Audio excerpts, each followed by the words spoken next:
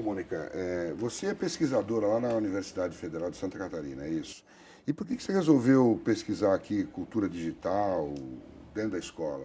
Qual é que é a tua área de pesquisa específica? Então, eu trabalho com educação e comunicação, né? Desde de estudos da infância até a formação de professores na perspectiva da mídia e educação.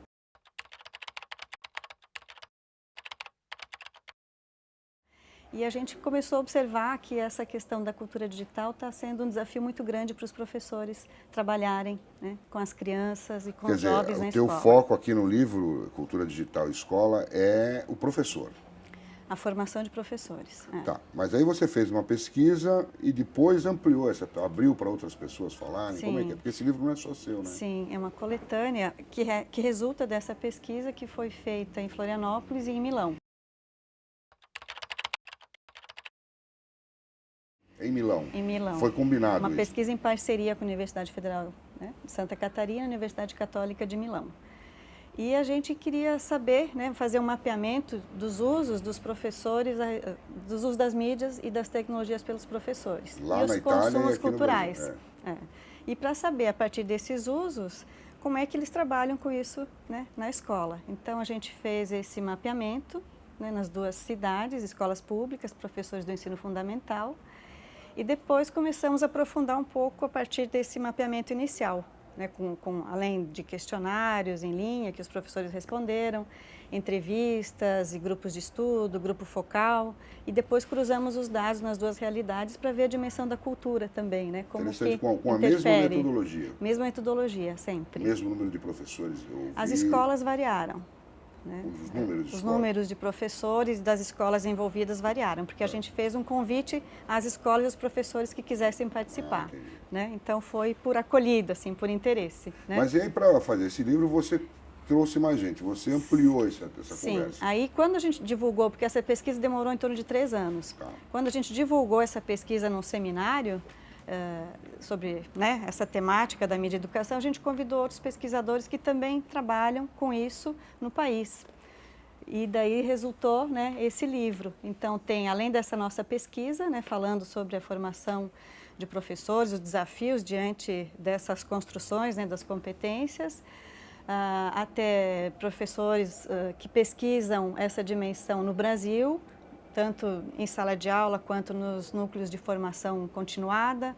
Os professores que também pesquisam outros temas e experiências também, desde jovens e rede, professor e uso de software livre, comunicação comunitária e então essa você formação. fez, você ampliou, na verdade, acabou ampliando o espectro Sim, do trabalho que vocês sim. fizeram aqui Envolvendo, em Santa Catarina e Milão. Sim, envolvendo daí pesquisas que tratam de outras realidades nacionais. Né? Também ligado a essa questão da formação de professor. Isso, então tem pesquisa desde o Rio Grande do Sul até pesquisas que aconteceram no Brasil inteiro. No Nordeste tem também? Esse mapeamento de uma professora sobre a formação pegou o Brasil inteiro, todos os estados. Muito legal. Quer dizer, hoje a gente vive uma realidade que a escola não acompanha e o professor não acompanha, tá certo? O que você conseguiu descobrir com essa tua pesquisa? Então, a gente observou que tem um alto uso do consumo de mídias e tecnologias no âmbito pessoal, né? O professor usa muito, né, a tecnologia e a mídia na sua vida pessoal, mas pouco na dimensão profissional, poucas atividades em sala de aula envolvendo. E muitas vezes, quando trabalha, e ainda trabalha numa perspectiva mais tradicional, que só muda a mídia, mas a aula continua a mesma. Então, pouco transformadora, né, como a gente diz, né?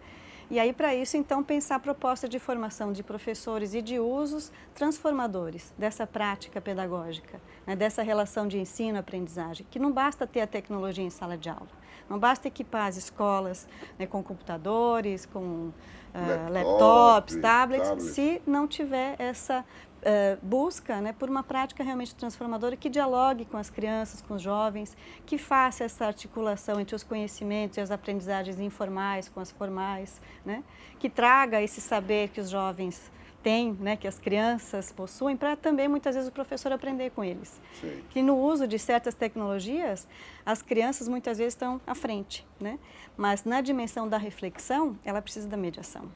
Né? Porque uma coisa é você usar a mídia, outra coisa é você saber o que está fazendo quando está usando. Né? E aí essa mediação necessita do olhar do outro, né? Do professor. para um uso reflexivo, para um uso transformador, um uso crítico. Não é só dar o computador para o menino e dar umas tarefas para ele. Você tem que ajudar ele a entender as coisas que se passam. A entender o que ele está fazendo, a entender o mundo, né? Entender a si próprio, o outro, né? O que acontece quando ele está navegando na internet, quando ele interage com os outros nos mais variados espaços, né, da vida, né, do cotidiano ou dentro da escola. Como é que é a pesquisa? Como é que se faz pesquisa na internet? Por exemplo, o que é fazer pesquisa na internet? Como é que se sabe, né, da confiabilidade daquela informação? Né? Aí você vai discutindo uma série de outras questões que estão ligadas a isso. Né? Quando a gente fala muito em produção coletiva, produção colaborativa, o que significa isso? Como é que fica a dimensão da autoria, né, nesses tipos de trabalho? Então, uma série de desafios que a gente precisa saber mediar, porque os meninos estão fazendo e estão compartilhando. Né? Uma das características da cultura digital, que é essa intermedialidade, né, essa portabilidade, onde eles estão, eles levam, né, hoje o celular, o smartphone, é um computador, né, multimídia que eles estão sempre ali, né, a conectividade. Então, o que isso traz, né, para o ensino em sala de aula? Como que a gente aproveita, né, essas ferramentas para esse uso crítico, né, e não só para um consumo, não só para o entretenimento? Porque aí o professor hoje chega na sala de aula e proíbe o menino de usar o celular. E aí ele impede de trabalhar pedagogicamente com ele, né? Porque hoje o celular não é só um celular, ele é máquina fotográfica, ele filma, ele edita, ele faz quer dizer, tem uma série, sim, né, os que têm acesso, né, os 3G. Então, como lidar com isso, né, de um jeito educativo, pedagógico, né, a partir de um uso responsável, né, de uma ética. Quer dizer, os professores têm essa preocupação? Você apurou isso? Então, a gente conseguiu mapear alguns perfis de uso. Né? Tem o professor resistente, que não usa, não quer e não gosta, né, da tecnologia. Tem o iniciante. Ele não quer e não gosta porque ele não conhece bem, é isso? E tem aqueles que não querem nem aprender. Tem aqueles que não usam porque não conhecem, mas que querem aprender. E tem aqueles que não querem e se recusam, né, que a gente chama o resistente. Né? E tem o iniciante, aquele que começa a usar, que está disposto, né, a trabalhar. Aquele praticante que já tem um trânsito maior, e tem o pioneiro, que a gente fala, o pioneiro que transita por várias mídias, tecnologias, linguagens, né? É uma espécie de guerrilheiro ali na escola que está ali carregando a isso, bandeira, né? E muitas vezes esses projetos multimídia, ou essa aprendizagem multimídia acaba contaminando, né? Porque ela envolve também um outro jeito de organizar o ensino. Né, currículos ou propostas interdisciplinares, professores trabalhando junto, como se fossem comunidades de práticas mesmo, né? Então, isso também possibilita esse trânsito, né, que atravessa não só a vida, né, mas as disciplinas, porque está ali no mundo. Né? Então, quando o professor consegue fazer um projeto coletivo junto com os colegas, né, tem uma repercussão diferente. Né? Por exemplo, as crianças se envolvem, e a gente trabalhou isso agora nessa pesquisa mais recente que eu estou fazendo, um trabalho com, por exemplo, era rádio na escola, rádio escolar, web rádio. E os meninos tinham um domínio muito grande, né, e alguns professores não tinha um certo receio. Aí a gente convidou os meninos para fazer uma oficina para os professores. Vamos trabalhar junto, né? Por que não aprender com eles? Então, nessa formação, a gente trouxe as crianças, os jovens, para trabalhar junto com os professores. Então, você muda de lugar também, né, do saber. Aí o professor também tem que reconhecer esse não saber, mas aonde que ele entra? Né? Onde que ele aprende e aonde que ele faz essa mediação a partir da reflexão crítica. Sei, mas aí ele acaba, isso o jovem não tem. Cooptando o aluno de maneira mais profunda, né? Se ele se submete a ser aluno do aluno... Sim, daí estabelece uma parceria. Uma parceria, né? Uma parceria naquilo que Paulo Freire falava, né? Do professor que também aprende com o aluno. Isso. Né? E esse é o caminho. Mas agora, você falou aqui, você fala de formação de professores, né? O professor precisa ter essa formação, é preciso mudar a formação do professor para incorporar essas novas tecnologias, essa cultura da mídia. Sim, né? Ele precisa desenvolver essas competências, né? Já na faculdade? Sim, desde a formação inicial, desde a faculdade e depois, né, a formação continuada. Para incluir, né, essa dimensão, né, do uso da ferramenta, né, de saber usar, saber se expressar nessas múltiplas linguagens. Né? Não é só o texto escrito, né? É o texto escrito, é a imagem, é o audiovisual, é tudo isso. Né? E também, claro, aquela formação clássica, né, que ele tem, aquele domínio que ele tem que ter do seu conteúdo, da sua matéria, né? E da sua didática, né, da sua prática pedagógica, para poder fazer uma proposta realmente que seja, né, mais significativa, para envolver as crianças, para envolver os jovens. Mas só isso não basta também, né? Porque basta. a escola toda está montada em cima de uma plataforma antiga, de um jeito antigo de se dar aula, Sim, de aí, se ensinar. E aí a gente vai ter que pensar numa outra escola, né? Não só na outra escola no sentido da arquitetura, né, da escola, que tem que ser repensada também, né, essa estruturação, mas também no sentido das próprias políticas públicas, né, daquilo que vem, como que se chegam essas políticas públicas para a escola, né, que demandas que ela tem que atender, que muitas vezes não são as delas, né? Então, como pensar ou como transformar essa história para que ela realmente se configure num centro de cultura? Né? Então, você teve contato aqui com gente de outros países, principalmente da Itália, né? Sim. Lá é diferente daqui essa questão? A escola já está se voltando mais para essa sociedade da informação? Então, tem algumas questões muito interessantes que essa pesquisa traz, né? Muitas situações a gente vê que só muda de endereço, que os problemas continuam os mesmos, né? E os jeitos de lidar com eles é que vão mudando. Agora tem outra questão de fundo que é um pouco que diz respeito à própria tradição cultural, né, da escola italiana, né, o capital cultural dos professores, as ofertas, né, e os espaços de cultura são diferentes. Então lá eu diria que tem mais apropriado determinados usos, né, na prática pedagógica. Você acha que a escola italiana está mais perto de alcançar esse ideal do que a gente? Não sei, não diria mais perto, mas eu acho que em alguns aspectos eles estão mais apropriados do uso dessas tecnologias.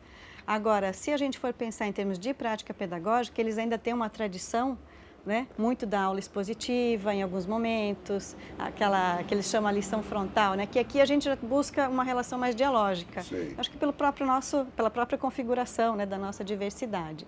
Então, tem algumas coisas que aqui, né, são muito, que já estão consolidadas nas nossas tradições e na nossa cultura, né, pedagógica, que lá eles ainda não têm. Tem aquela coisa, né, do professor frente aos alunos, sim, e expondo também, a cultura dele para os alunos. Também, Nesse momento se desligam as máquinas e se presta atenção no mestre. E claro, daí depois tem, eu diria assim, que é difícil também falar de Itália e falar de Brasil, porque na verdade são vários Brasis, né? E várias Itálias, conforme a região, conforme a escola, enfim, né? São situações diferentes. Mas nessa questão da formação e da formação dos professores em relação aos usos da mídia, na perspectiva da cultura digital, eu acho que eles estão alguns passos à frente.